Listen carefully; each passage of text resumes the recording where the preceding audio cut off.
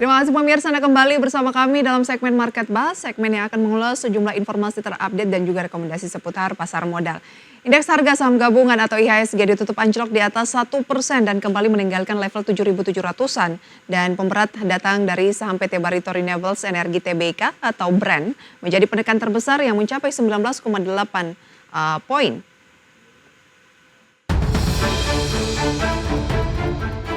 Indeks harga saham gabungan tutup melemah dalam 1,01% ke level 7.616,52 di akhir perdagangan.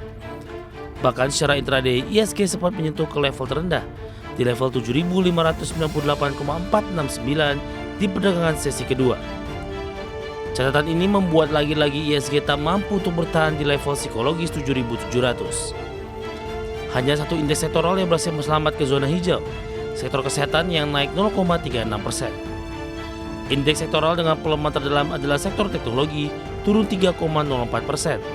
Sektor barang konsumen non-primer turun 1,49% dan sektor infrastruktur turun 1,39%. Sementara itu dari sisi saham, emiten energi baru terbarukan milik konglomerat Prajogo Pangestu, PT Barito Renewables Energi Tbk atau BREN, menjadi penekan terbesar IHSG mencapai 19,8 indeks poin.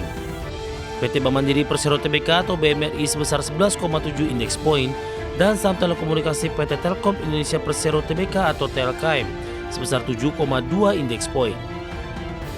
IHSG memburuk di tengah minim sentimen dari global dengan liburnya bursa Amerika Serikat.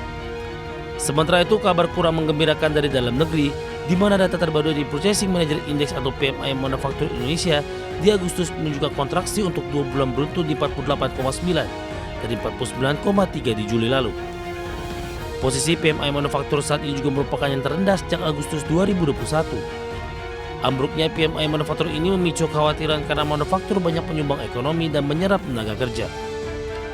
Di lain sisi, Badan Pusat Statistik atau BPS merilis data indeks harga konsumen untuk Agustus 2024, turun dan di bawah ekspektasi konsensus. Secara tahunan IHK masih naik atau mengalami inflasi 2,12% di Agustus 2024. Atau lebih rendah dibandingkan periode sebelumnya di 2,13%.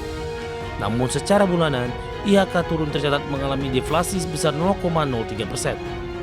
Deflasi menjadi kekhawatiran tersendiri, pasalnya deflasi 4 bulan beruntun semakin menegaskan sinyal pelemahan daya beli masyarakat di tengah kondisi ekonomi yang sedang tidak stabil saat ini. Dari berbagai sumber untuk ADXD. Ya pemirsa, saham BREN kemarin tertekan 4,65% atau sekitar 500 poin. Dan bobot BREN ini membebani indeks harga saham gabungan dengan mencapai 19,8 indeks poin ya. Dan pemirsa, kita beralih ke agenda ekonomi. Seperti selengkapnya bisa Anda saksikan di layar dari Korea Selatan ada agenda IHK.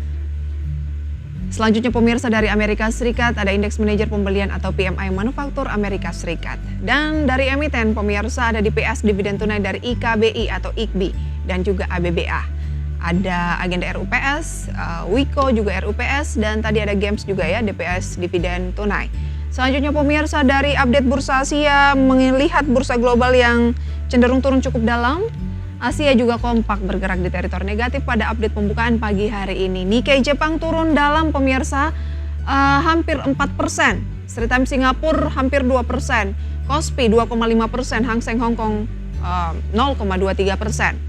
Ini akan kita ulas juga bersama dengan narasumber kita pada pagi hari ini pemirsa terkait dengan pelemahan dari bursa global, sejauh mana akan mempengaruhi indeks harga saham gabungan karena ada proyeksi IHSG juga akan tertahan di level atau di fase koreksi.